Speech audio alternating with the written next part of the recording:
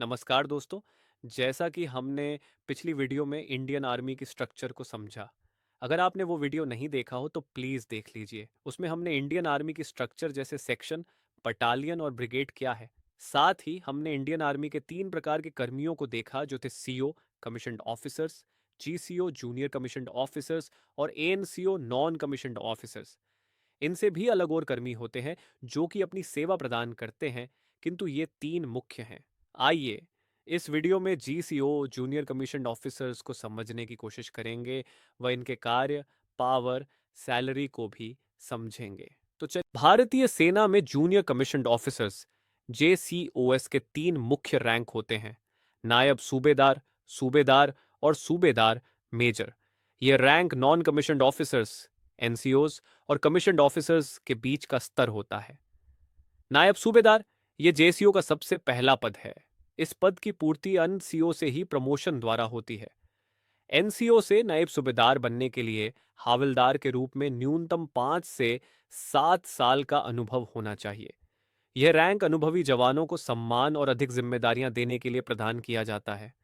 Power section या platoon की कमान संभालता है, जवानों को ट्रेनिंग देना और उनकी समस्याओं का समाधान करता है।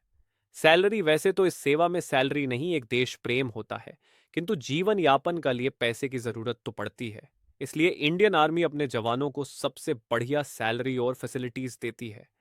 नायब सूबेदार की सैलरी 4200 ग्रेड पे की है, जिसके तहत उनका बेसिक पे 35,400 से 1,12,400 है, जो कि इन हैंड सैलरी साथ ही भत्ते, dearness allowance, field area allowance, high altitude allowance आदि को मिलाकर शुरुआती सैलरी 50,000 से 70,000 बन जाती है।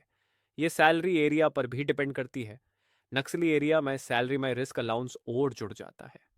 प्रमोशन अनुशासन और ड्यूटी को ध्यान रखते हुए 5 से 8 साल की ड्यूटी का बाद नायब सूबेदार का प्रमोशन सूबेदार के पद पर हो। सूबेदार सूबेदार जेसीओस का मध्य रैंक है। यह रैंक अनुभवी नायब सूबेदार को मिलता है।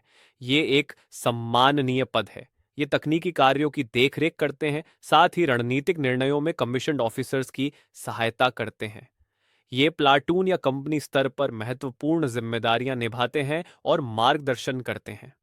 सैलरी इनकी सैलरी 7th पे कमीशन के तहत 44,900 से 1,42,400 है, जो कि सभी अलाउंस को मिलाकर इन हैंड सैलरी 60,000 से 85,000 बन जाती है। सूबेदार के पद पर 4 से 6 साल की ड्यूटी के बाद सूबेदार मेजर के पद पर प्रमोशन हो जाता है। सूबेदार मेजर जेसीओस का वरिष्ठ अधिकारी है। यह पद अनुभवी सूबेदार को मिलता है।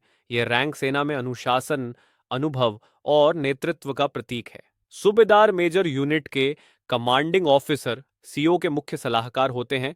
ऑपरेशनल और प्रशासनिक मामलों में निर्णय लेने में मदद करते हैं। सेना के परेड और महत्वपूर्ण समारोहों में भाग लेते हैं।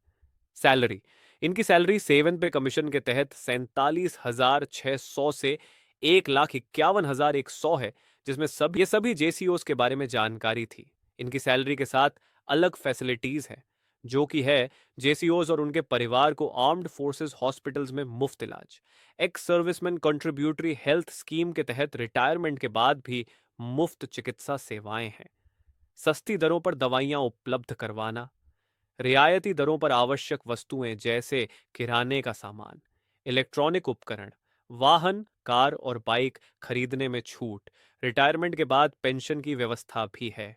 तो चलिए अगली वीडियो में कमीशन्ड ऑफिसर्स की बात करेंगे। धन्यवाद। जय हिंद।